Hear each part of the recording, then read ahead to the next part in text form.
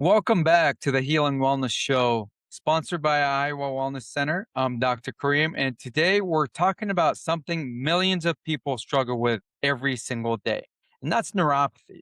That could be burning feet, tingling, numbness, balance issues, could be pain at night. And the scary part, most people ignore the early warning signs until it starts affecting their life. Today, I'm joined by Mark, who's going to be asking me some questions are coming from our area, the corridor area here in North Liberty. Mark, go ahead. You can start asking the questions are coming in. Yes, thank you so much, Dr. Mo. Appreciate it. Today, we're going to be talking about is what is neuropathy? We hear so many people talking about it, and we'd like to kind of dive deep into that if we can, please. Yeah, basically, neuropathy is damage or dysfunction of the nerves. So most people think it's just like foot pain, but it can actually affect a lot of things like circulation, balance. You see a lot of people with balance problems are falling. Well, that's neuropathy a lot of times. Sleep could affect sleep, it could affect energy, even confidence walking, and that's why you'll find people start with a walker or a cane first, then a walker, then a wheelchair. So basically, it's just nerve damage. Okay, what are some of the earliest symptoms to know if you're possibly going to be having neuropathy or getting neuropathy? Well, the most common early signs are going to be like burning feet at night. A lot of people say, hey, by the end of the day, it just gets worse. And that's because the brain is kind of shutting down. But it could be tingling, it could be pins and needles, numbness is the other big one. People sometimes will describe it like socks bunched up under their feet as they're walking, or some people say walking on rocks or have things in their shoe that irritates them. Obviously, balance issues, like I mentioned, and then sometimes it's sharp shooting pain. But pain isn't always the case either. We have a lot of people that say, "Hey, I don't have any pain or anything like that." So it really all depends to each person. And Why do but a lot of people actually do say, "Hey, I thought it was just because of aging," and and we'll talk about that later. But aging has nothing to do with neuropathy. why do most symptoms get worse at night? At night, it's because your body actually starts to quiet down. So there are fewer distractions, there's less movement. So now the inflammation can become more noticeable. And that's why often, like I said earlier, people say, hey, I can't sleep. My pain is worse at night. And it's because of the feet feel like they're on fire sometimes, or just pain or discomfort. Or that's where some people might have like restless leg syndrome, where their legs are just twitching for no reason. What are some of the main causes for neuropathy? There are many causes. So the known out there, so a third of neuropathy out there is because of diabetes. So diabetes type 2, that will eventually develop into nerve damage, or even if you say pre-diabetic, that is still considered diabetic. A third of it is unknown, which is idiopathic is what they'll call, which is unknown.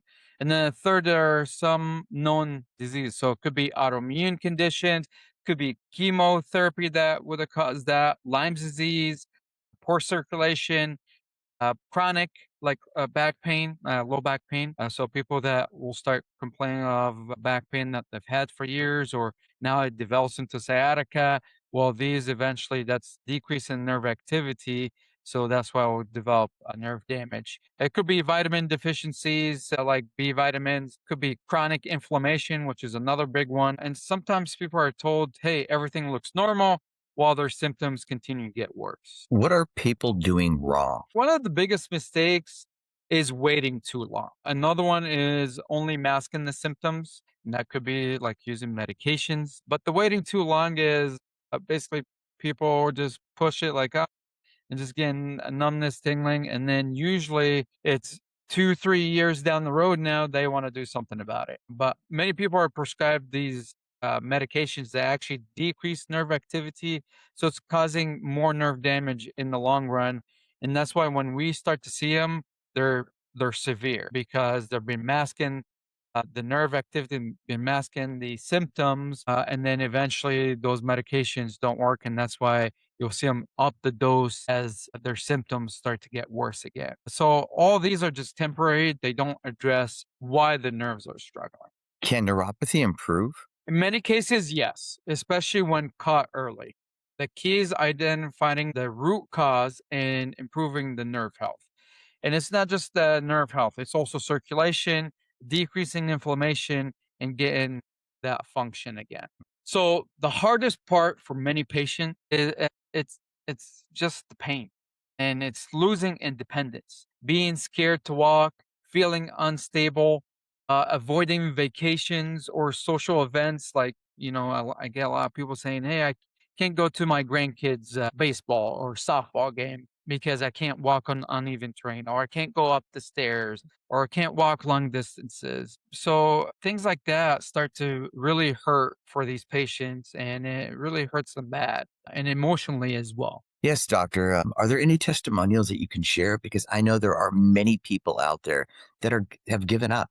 They've gone to doctor, and they've told them, you know what, we can't help you.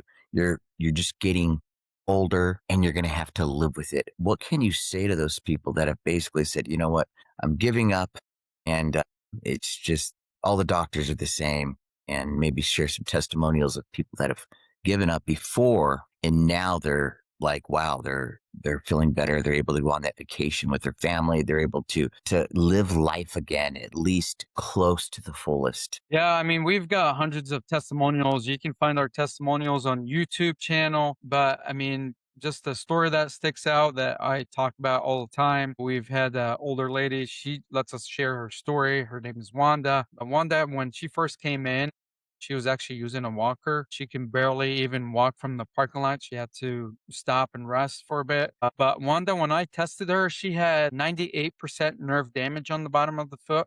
So what that means is she only had 2% left working for her. And then she had 91% nerve damage on the top of the foot. Again, that means she only had 9% left working for her.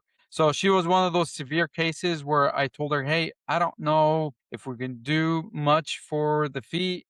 She also had neuropathy in her hands. I told her for sure we can do the hands, but the feet, that might be too far gone, especially if she would have hit 100%, that would have been too far gone. So she still wanted to proceed and do something. And typically I'll ask my patients, "Hey, why why do you want to do something?" And for her, it was the biggest thing for her was she wanted to go and see her grandkids events, but she wasn't able to walk on uneven terrains or walk upstairs, or like I said, she had to rest. She couldn't even walk a block before resting. Also, Wanda couldn't feel her feet, so you could hit her with a hammer and she wouldn't know that you hit her with a hammer. She couldn't tell the difference between carpet and tile. So she had a lot of issues going on. And the other big one was her family was starting to talk to her about moving into a nursing home, which she did not want. She wanted to stay in her home. And the next thing that they wanted to do is also put her in a wheelchair, which she did not want either. Wanda also knew a lot of her friends that were struggling with the same issues, neuropathy, and some of them had amputations, which was another thing that scared her. The other one that she also told us was she stopped going on vacation with her family because the last time she went on vacation, which was many years, she felt like she was a burden to them. So these were all goals that she really wanted to hit. So we start to do our protocol, the relief protocol. In 3 months' time, she actually had 32% improvement.